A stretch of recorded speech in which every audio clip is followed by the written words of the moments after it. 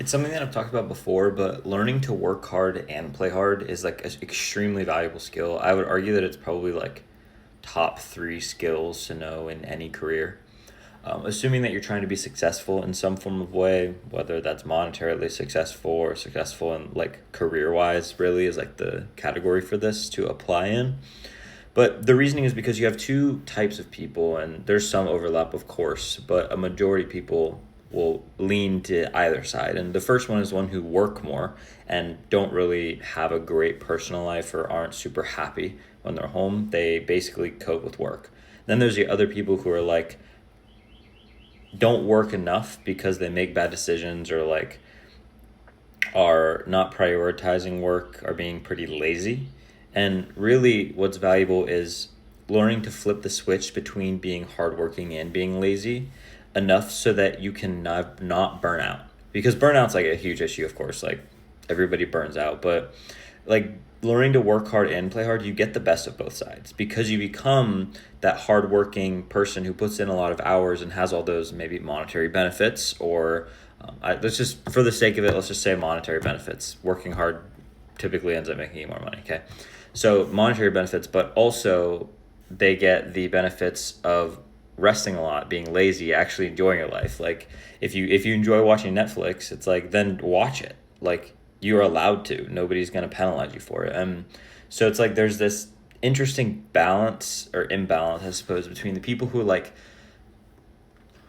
get upset at themselves for resting too much and so they're working all the time.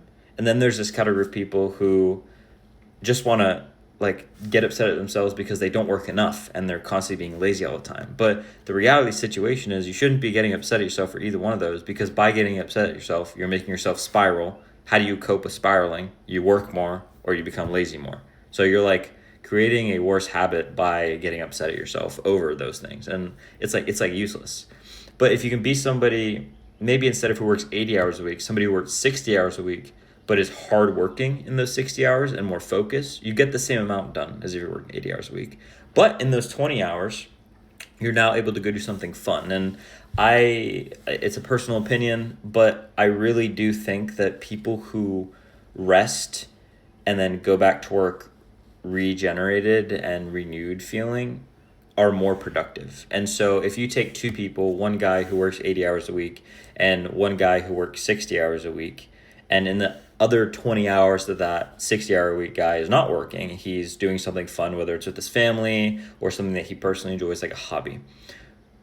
Typically, you would say, oh, well, obviously, the guy who's working 80 hours a week is going to get more done. But I would beg to question that that's just like something that society and social media has taught you. The reality of the situation is we're humans, like we burn out. Anybody who says they don't burn out are either freaks of nature or have some gene that I don't have, or they're lying. But that person who works 60 hours very well may be a more successful employee, or if they're running their own business, a more successful person in the future. Even though they're working less hours, which I know sounds stupid and kind of counterintuitive, how can you be more successful but working less hours? But it's not about the number of hours that you work. People give you all these numbers online that you see nowadays, like money numbers or time numbers. Oh, I work 80 hours a week and I make $1 million a year. Well, these are really cool numbers, but they're metrics. They're not results. So yeah, this guy might be working 20 more hours a week than this other hypothetical guy, but he might be getting half the amount done because this other guy that's working 60 hours a week, in those 20 hours, he felt rejuvenated and energized and he actually rested. He avoided the burnout and then went to work and he's working at 2 times the productivity as a guy working 80 hours a week. And if you take that, then suddenly this guy's working the equivalent of 120 hours a week. Well, the guy who's working 80 hours a week, having no family time, no fun, no rest, is working 80 hours a week. So the guy that's actually taking time off and spending time doing things that are fun is 1.5 times more productive than the other guy. The number of hours that you work doesn't matter. It's how productive are you in those hours. I think it's like 4-hour work week, the book. Like you don't have to work a long period of time. It's what you do in the hours that you work that actually matters, right?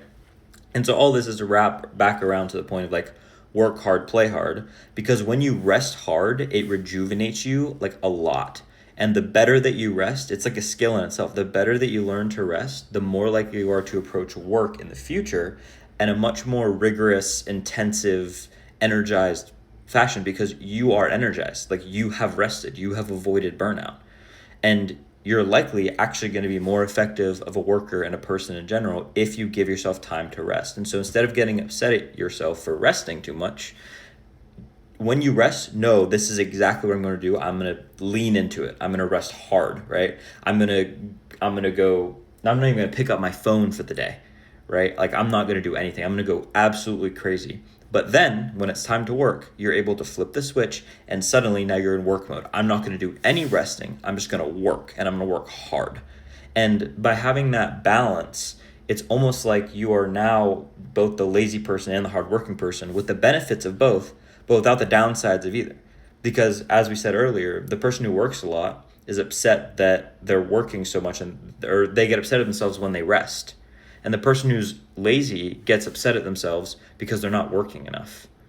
But if you're doing both, you can't get upset at yourself for either, if that makes sense. Like if you're working hard and you're resting, you can't get upset at yourself for working too little, working too much, because you know that you have been doing both and you're actually more effective.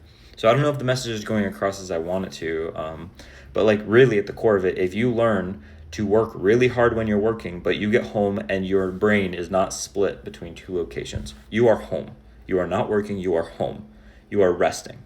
Then you will be a lot more effective. And I guess it kind of always goes back to that a single-minded focus thing where you should only be focusing on one thing at a time. And so work hard, play hard means that when you're at work, you should only be working and you should be doing it with all of your energy. And when you're at home or you're resting, you should only be resting. And by focusing just on one of those things at a time, it's going to be a lot more effective. If you're focusing on just on working at work, you're going to get a lot more done. If you're focused specifically on resting, when you're done resting and it's time to go back to work, you're going to feel a lot more rejuvenated because you literally haven't touched anything like work related in that period of time. So like I guess that's the two big takeaways is focus on one thing at a time, and when you're doing it, be fully in the present and fully dedicated to that one thing. And secondly, learn to work hard and play hard, because by resting or playing, you're going to be a lot more effective of a worker. And just because somebody works more than you does not mean they're getting more done than you are, does not mean they're a better worker than you, and does not mean that they're going to be or already are more successful than you are. So that's the takeaways for today, and I'll talk to you guys tomorrow.